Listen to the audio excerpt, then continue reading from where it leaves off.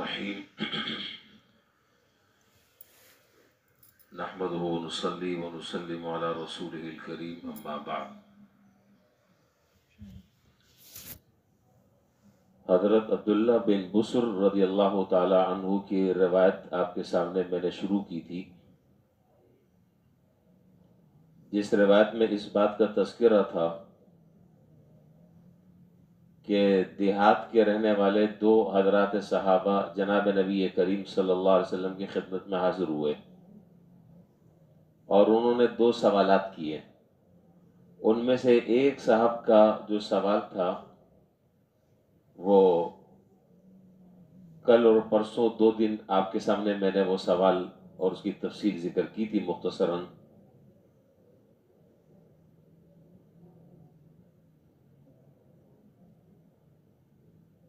وہ سوال کیا تھا وہ آپ کے ذہن میں ہوگا؟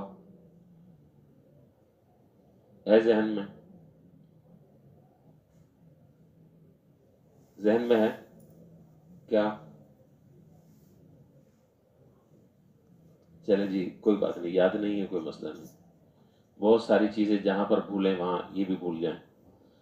دوسرے صاحب نے جو سوال کیا تھا وہ سوال یہ تھا کہ اللہ کے رسول دین میں تو بہت ساری باتیں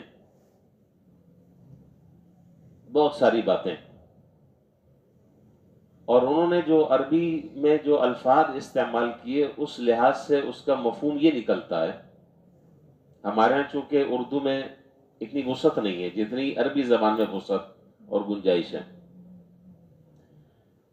تو مفہوم یہ نکلتا ہے کہ جو اعمال آپ ہمیں بتاتے ہیں وہ اعمال مجھ سے نہیں بن پڑتے، میرے اوپر بہت زیادہ اعمال ہو گئے ہیں، مجھے نیک اعمال بہت زیادہ معلوم ہوتے ہیں، یعنی بوجھ ہے ایک طریقے کا، میں نہیں کر پاتا، اس کو بہت مشکل ہوتی ہے۔ یہ سوال کرنے والے اعرابی صحابی ہیں اور انہوں نے اپنی دل کی کیفیت کو بلا تکلف حضرت صلی اللہ علیہ وسلم کی خدمت میں عرض کر دیا۔ پھر کہا کہ بس مجھے آپ ایک کام بتا دیں، بس میں اس کو پکڑ کر بیٹھ جاؤں۔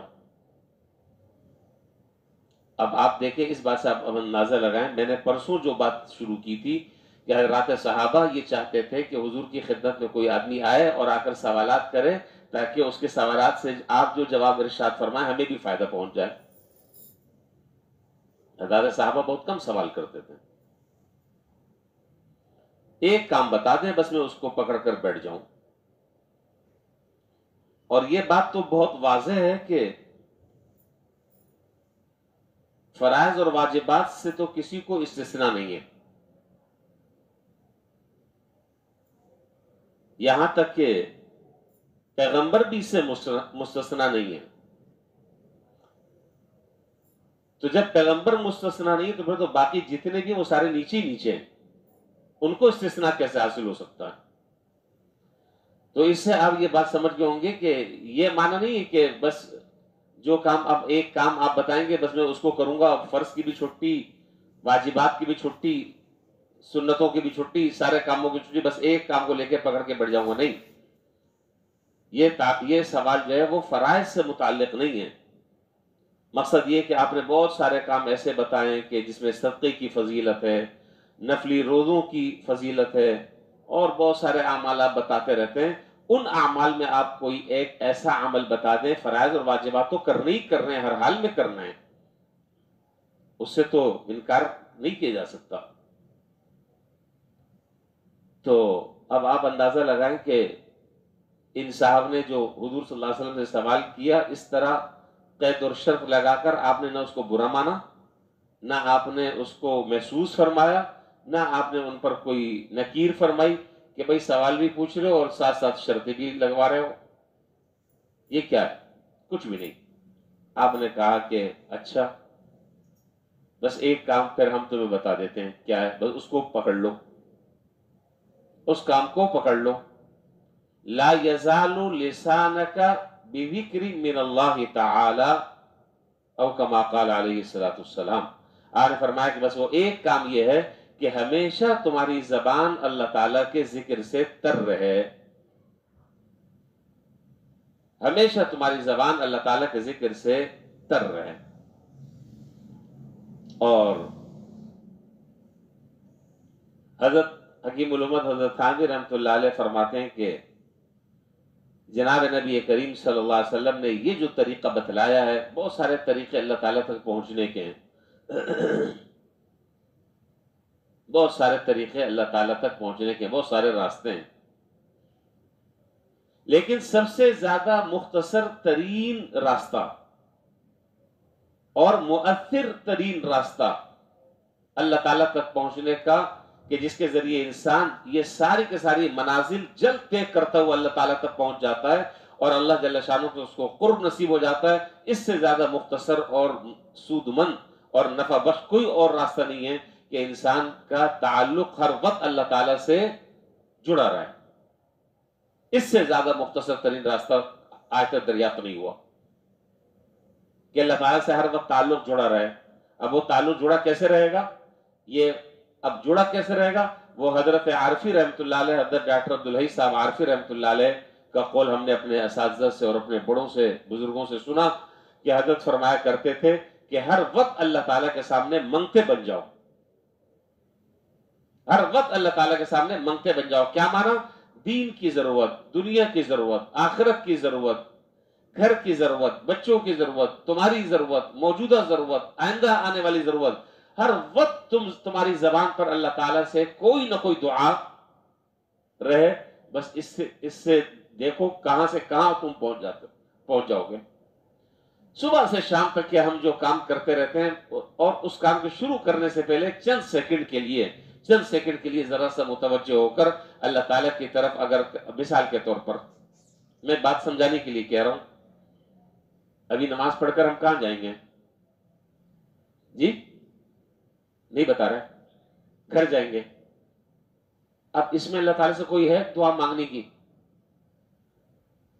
میں آپ کا ذہن پڑھنا چاہ رہا ہوں، اس میں اللہ تعالیٰ سے ہے کوئی دعا مانگنے کی؟ اللہ نہیں ہے. یہی میں سمجھانا چاہ رہا ہوں. اور یہاں اس طرف ذہن جب چلائیں گے اور اس طرف جب دماغ لڑائیں گے تو انشاءاللہ یہ ذرا سی کوشش کرتے رہیں گے، رمضان میں یہ عادت بن جائے گی. آپ مسجد سے باہر نکلے، فوراً دل میں دعا کر لی، یا اللہ عافیت کے ساتھ گھر پہنچا دیں. دعا ہو گئی کہ نہیں ہوئی؟ دعا ہوئی نہیں ہوئی؟ اللہ تعالیٰ خیریت سے گھر پہنچا دیں. تعلق اللہ تعالیٰ سے جڑا نہیں جڑا؟ جڑ گیا. اور جب گھر میں دروازے کے باہر داخل ہوئے، پھر ایک دعا مانگنے کا موقع ہے. کیا؟ وہی نا، ذہن ہمارا اس طرف چلتا نہیں ہے. وہاں نہیں، گھر جا رہے ہیں. اور کہاں جا رہے ہیں؟ گھر پہنچ گئے. اب دعا یہ ہے، یا اللہ جب میں گھر پہنچوں تو ہر طرح کی عافیت ہو، بیوی عافیت سے ہو، بچے عافیت سے ہو، خیریت سے ہو. اب اس میں یہ میں نے ایک مثال دی ہے، یہ دو دعائیں مانگنے میں، اس میں کون سا وقت لگا؟ صرف کیا ہے؟ ذرا سی توجہ. اور جب آدمی ہر کام کے شروع کرنے سے پہلے اس کا تصور کر لے گا اور اس کی عادت ڈال لے گا تو خود بخود آٹومیٹک اللہ تعالیٰ سے اس کا رابطہ اور تعلق اور کنیکشن جڑ جائے گا. اس کے بعد سو کر جب اٹھ کر نکلے دفتر کے لیے، کام کاج کے لیے، تو گھر سے باہر نکلنے کی جو دعا ہے وہ دعا پڑھ لی. اس کے نتیجے میں اللہ تعالیٰ سے تعلق جڑ گیا. بس کے انتظار میں کھڑے، گاڑی کے انتظار میں کھڑے، اس وقت اللہ تعالیٰ سے دعا مانگ لی، یا اللہ جلدی سے گاڑی بھی مل جائے. گاڑی مل گئی، یا اللہ سیٹ بھی مل جائے. اب آپ دیکھیں قدم قدم پر یہ بات سکھائی جا رہی ہے. یہ بہت بڑے کوئی مجاہدے نہیں ہیں، یہ وہ چھوٹے چھوٹے ٹوٹکے ہیں کہ اگر انسان اس کو کر لے اور ان چیزوں کا اگر عادی بن جائے تو گویا کہ ہر وقت کچھ نہ کچھ اللہ تعالیٰ سے وہ مانگ رہا ہوتا ہے. یہ ذکر ہے اللہ تعالیٰ کا. ہر وقت اللہ تعالیٰ سے کچھ نہ کچھ مانگ رہا ہوتا ہے، ہر وقت زبان چل رہی ہوتی ہے. بس صرف دماغ چلانا کی بات ہے. دماغ کام کرے اور زبان سے اللہ تعالیٰ سے دعا، اللہ تعالیٰ کا ذکر، اللہ تعالیٰ سے مانگنا، یہ سب ذکر ہے. تو تعلق اللہ تعالیٰ سے جڑ جائے. تو یہ اللہ تعالیٰ کی طرف رجوع کرنے کا یہ بڑا مختصر راستہ ہے. اور دیکھیں جب انسان زبان سے اللہ تعالیٰ کا جب ذکر کرتا رہے گا اور یہ ان چیزوں کی عادت ڈال لے گا تو دوسرے نفلی اعمال سے انسان کو یہ چیز بے نیاز کر دے گی. بھائی جب نفلی ہم کام کرتے ہیں، نفلی مثال کے طور پر ایک آدمی جو ہے وہ نفلی نماز پڑھ رہا ہے، تو نماز تو سب کے سامنے ہی پڑھ رہا ہے، اور اللہ نہ کرے اللہ نہ کرے اللہ نہ کرے اس نماز کے پڑھنے میں کبھی ریاکاری بھی آ سکتی ہے، دکھاوے کا عنصر بھی پیدا ہو سکتا ہے، وغیرہ وغیرہ۔ لیکن جب آدمی یہ کام کر رہے ہیں جو کام جناب نبی کریم صلی اللہ علیہ وسلم نے ان آنے والے صحابی کو فرمایا کہ اعمال تو بہت سارے ہیں، چلو میں تمہیں ایک مختصر سا کام بتا دیتا ہوں، اس کے اندر نہایت درجے کا خلوص، اس لیے کہ جب آپ اللہ تعالیٰ سے ذکر کر رہے ہیں یا دعا کر رہے ہیں اور آپ کی زبان چل رہی ہے، اس میں کوئی ریاکاری ہے؟ کچھ بھی نہیں، کسی کو پتہ بھی نہیں کہ آپ کیا مانگ رہے ہیں، اور آپ نے اللہ تعالیٰ سے اپنا تعلق جو ہے وہ قائم کر لیا، اور اللہ تعالیٰ سے آپ نے اپنا تعلق جو ہے وہ جوڑ لیا۔ اسی لیے حدیث میں ہے کہ جناب نبی ابو داؤد شریف میں روایت ہے کہ جناب نبی کریم صلی اللہ علیہ وسلم کے بارے میں آتا ہے، کان رسول اللہ صلی اللہ علیہ وسلم یذکر اللہ علی کل احیانی، حضور صلی اللہ علیہ وسلم ہر وقت اللہ تعالیٰ کا ذکر کرتے رہتے تھے، ہر وقت اللہ تعالیٰ کا ذکر کرتے تھے، اور قرآن کریم میں بھی ہے وَلَذِكْرُ اللَّهِ اکبر، اللہ تعالیٰ کا ذکر بہت بڑی چیز ہے، اللہ تعالیٰ کا ذکر بہت بڑی چیز ہے۔ جتنی عبادتیں ہم انجام دیتے ہیں، کسی بھی عبادت کو کثرت سے کرنے کا حکم اللہ تعالیٰ نے نہیں دیا، کہیں پر بھی نہیں ہے، نہ قرآن میں نہ حدیث میں۔ جتنی بھی عبادتیں ہم انجام دیتے ہیں، بھئی نماز جو ہے، نماز پڑھو، اس کا حکم تو بہت ساری جگہوں پر ہے، لیکن کہیں ایک آیت میں آپ یہ نہیں دکھا سکتے کہ وہاں یہ ہو کہ تم نماز کثرت سے پڑھو۔ ایک عبادت ایسی کہ جس کو زیادہ سے زیادہ کرنے کا اللہ تعالیٰ حکم دے رہے ہیں، وہ ہے ذکر۔ یا ایھا الذین آمنوا اذکروا اللہ ذکرا کثیرا وسبحوہ بکرۃ واصیلا، اے ایمان والو اللہ تعالیٰ کا ذکر خوب کرو، صبح بھی کرو، شام کو بھی کرو، ہر وقت کرو۔ حضرات خلفائے راشدین آپ جانتے ہیں، نام بھی آپ کو معلوم ہے،